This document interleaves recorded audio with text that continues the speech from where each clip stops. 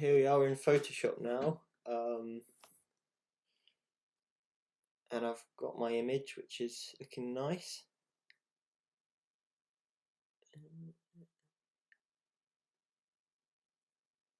Okay,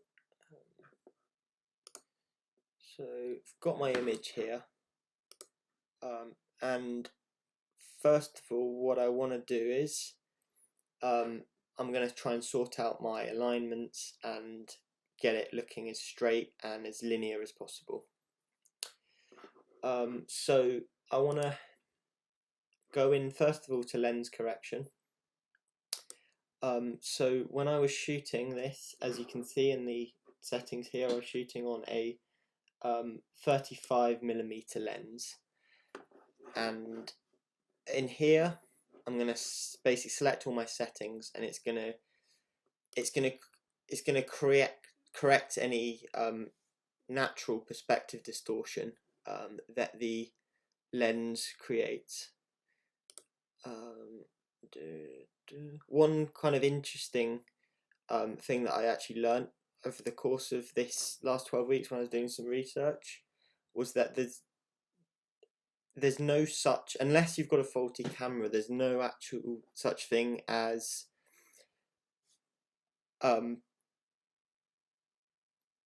lens distortion as per se. It's perspective distortion. So the lens is always optimized and is always going to create a perspective which is true to that, to the capabilities of that optic. It doesn't actually distort the image, it just creates a perspective which isn't as natural to the human eye.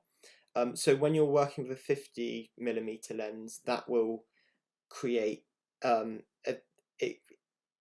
people will say there's less distortion, which isn't true, because there'll be no distortion with lenses, but it creates a perspective which is less distorted to the human eye. So we're going FE 35 1.4. So that just tweaks any perspective distortions which that particular lens uses. So I've gone into there.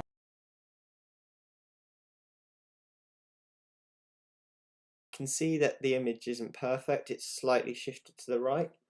So I'm going to want to drag these ruler lines and effectively I'm just going to create also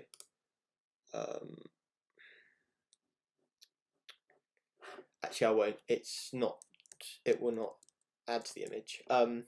So as you can see, that's quite straight, that's looking fine. This area is looking good, but it's the other side which I've noticed immediately that there's some problems with. So as you can see, it's tilted far much to the right, and this is really apparent here.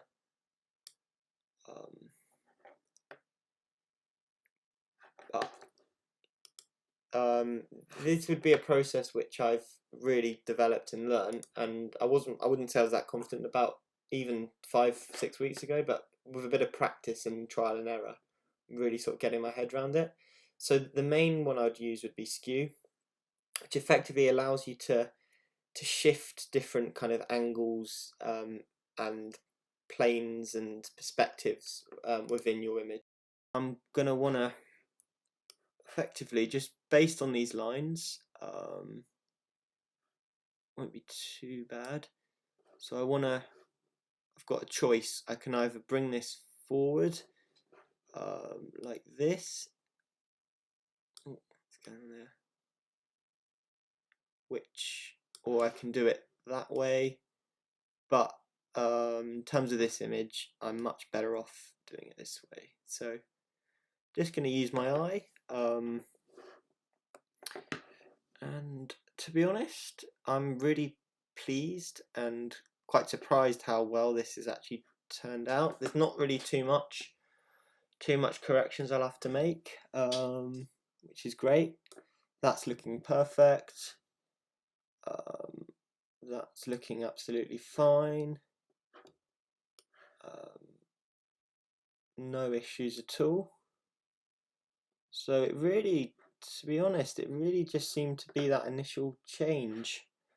I'm gonna have to slightly adjust there. And because I'm in a position where you see that little curve on the right hand side here, that's dead straight, that's slightly off, and there's nothing I can do in skew to change that. So what I'm going to do is I'm going to go to warp ever so slightly, and I'm just going to select the point I want to warp, and it's going to, hopefully without too much pain and niggles, just want to grab it slightly, and I just want to adjust it so that I'm going to manipulate the line so that it's absolutely dead straight. And as you can see in the crop setting, it's going to bring sections of the images in and out as you complete all these different processes. At least when I'm using perspective, the perspective option, it's gonna weave and crop the images in when they stitch, but it's gonna do it in a way which maintains my natural alignment. As you can probably tell, I'm quite a perfectionist, which in a lot of areas of my life it causes some issues, but in this it's really plays to my advantage.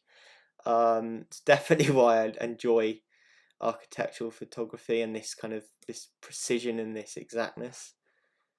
I just find it something about just getting it perfect. I've probably got a bit of a problem. Never mind. Yeah, that's looking spot on. When I'm working with stitched images, I would offer myself more freedom to to pick and choose the ratios I want. So I'm just gonna go in, and for this image, it's going to benefit from a wider perspective anyway. So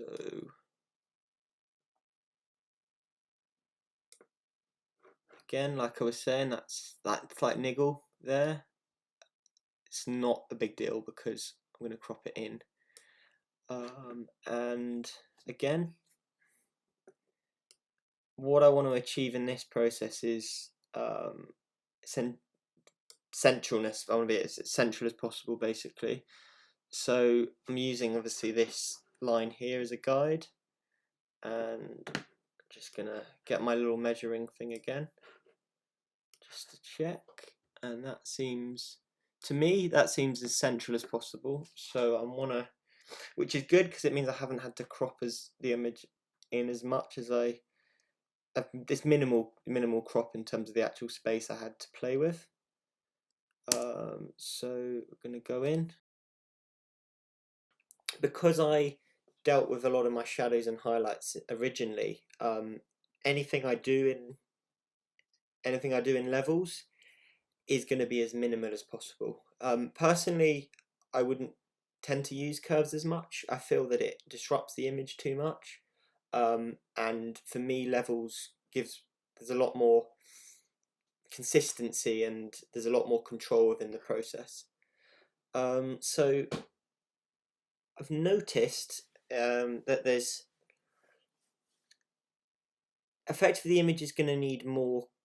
It's going to need more contrast between my brown section and my blue section. I'm going to want to give the brown wooden section a little bit more punch, and I'm going to want to at the same time lighten the blue section.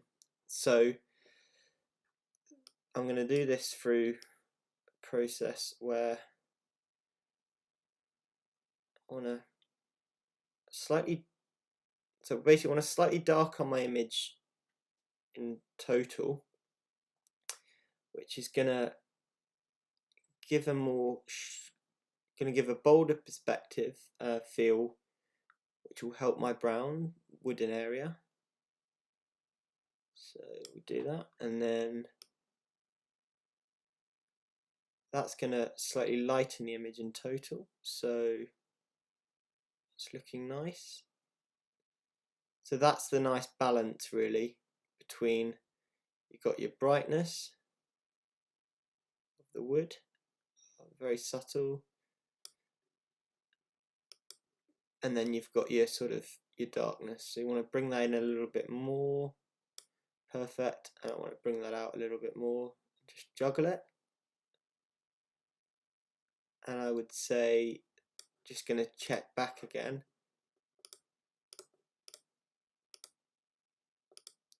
See, on perspective, I've probably done too much there.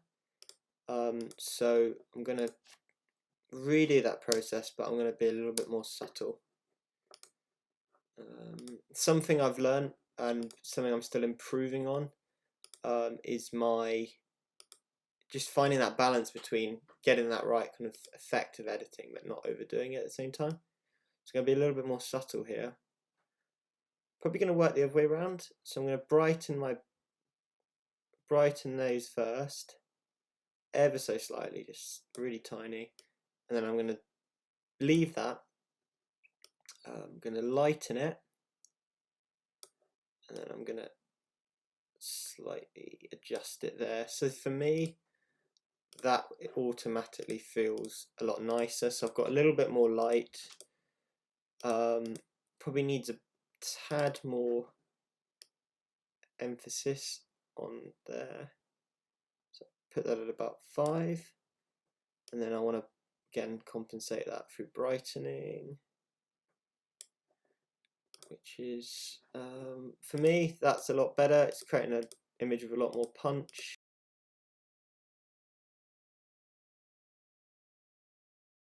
In terms of my color correction, I'm just gonna go through color balance again. I'm going to make some very small changes through mid-tone shadows and highlights. So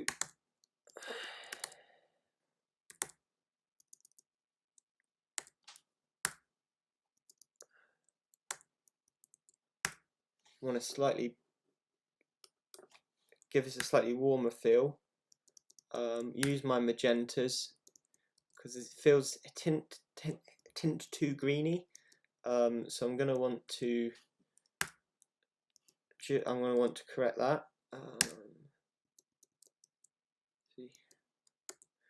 One important thing to just note as well, that this is done on a calibrated screen. So I bought a calibrated device for my computer and made sure that the colors were accurate and the brightness of my screen.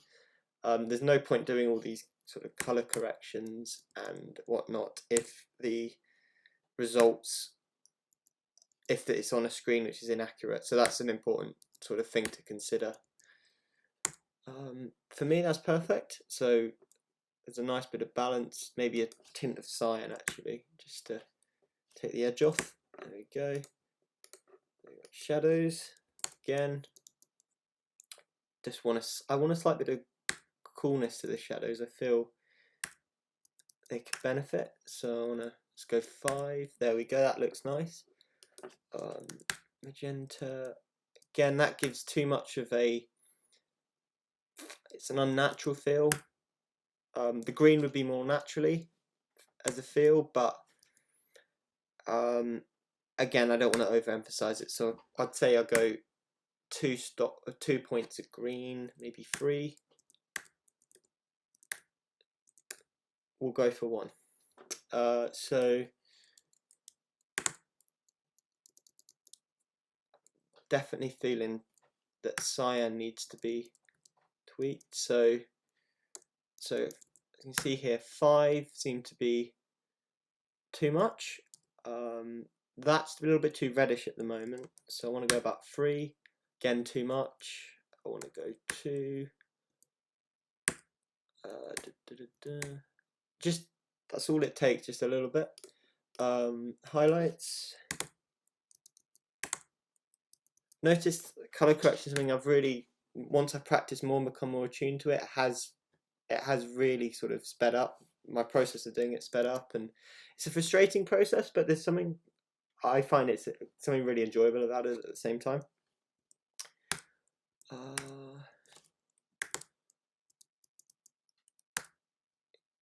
Touch of blue, I think, so I'm going to go up 3.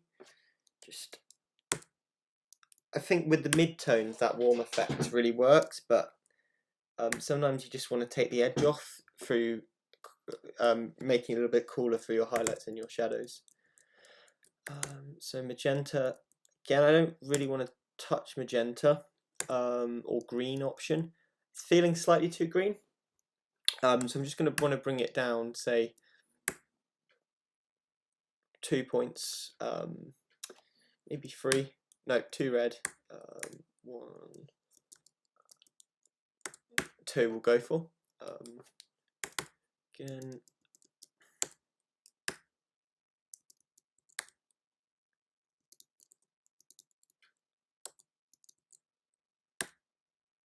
two blue, 2 blue.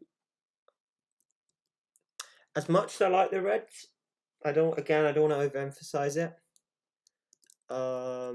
But I think I'm just gonna leave it as it is. So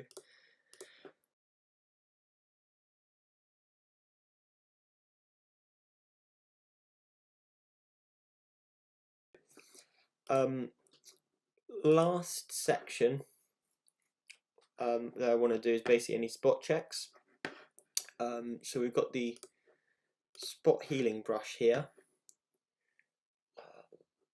which is this one here. So see, spot healing. So what this is going to do, I'm going to look through the image and I want to take away any blemishes or any marks which is distracting and takes away from that pristine, immaculate feel that I want to create. So I want to select spot healing and just check that all my settings are correct. So I would normally go about 70 for hardness, 75, 70. Size, you can adjust that manually, so it's fine. Content aware, and then hopefully that should be us good. Lovely. So I just want to go through the whole scene, and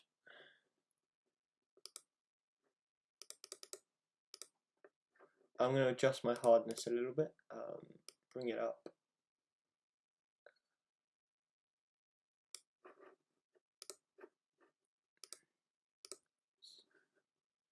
Okay, so I'm just going to go through the image and bring it up actually more. For some reason it's causing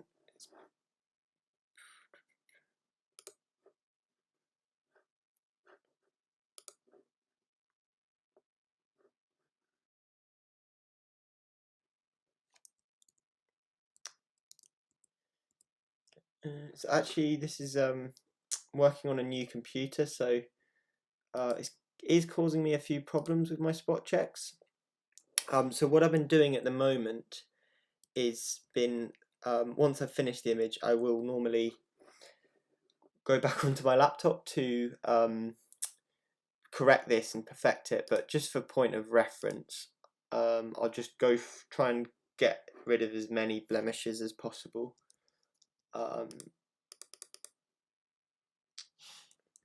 Again, it doesn't, unfortunately, I will need to look into how I sort this spot brush out, but that's the gist of it anyway. I just want to go through everything and take away any blemishes, any dust that is in the scene. Final thing that I will do, this is purely for my own subjective reasons. There's no technical reason for this, but I always like to create a really small border around my image. So I want to go Option, Command, and C, and select. When Jim taught me how to do this, he would work in pixels. Personally, I prefer to work in millimeters. So I just literally want to create a 0.5 millimeter border around the image, and it's very subtle. Oh, that was one mistake I made actually. When you're doing that, you want to make sure you've locked your bottom layer. Because I'm happy with all my color corrections, I'm gonna go ahead and flatten this anyway. So again, create canvas.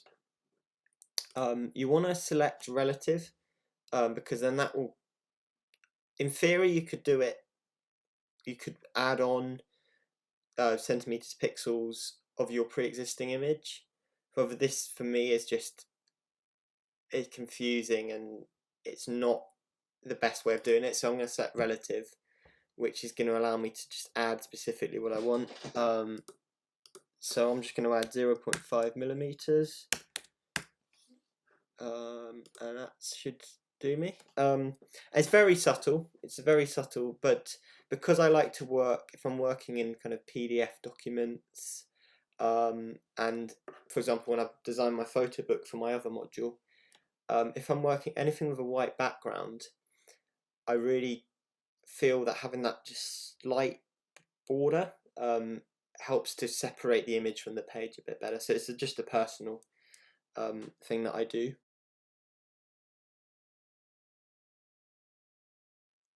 Because I'm going to save this as a TIFF. I'm going to put this to 300 dpi, which is the standard that I will use. So go ahead and do that. Oh, here we go. So it's just resized it, and then I'm going to want to just save it to my desktop for now as a TIFF, and I'm going to select it as John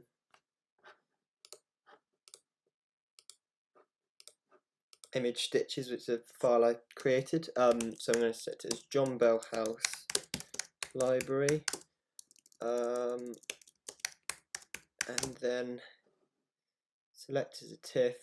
I've flattened the image, which is obviously a step which you would need to do beforehand, and just make sure that I always like to work in ProPhoto RGB. In terms of when I'm working with color, it's the best quality, best color retention, and for me it works most appropriately. So I want to save that, and that's perfect. And that's me with my image. I'm really happy with how it's turned out. It does take me quite a while to edit my images, and I do go very slowly and methodically.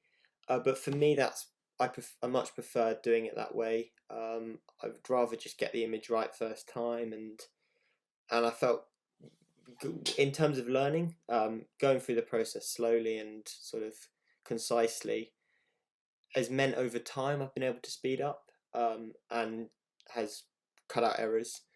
So that's the process I've gone through. Thanks for listening. Hopefully it was useful and informative. And yeah, that's me. So thank you very much.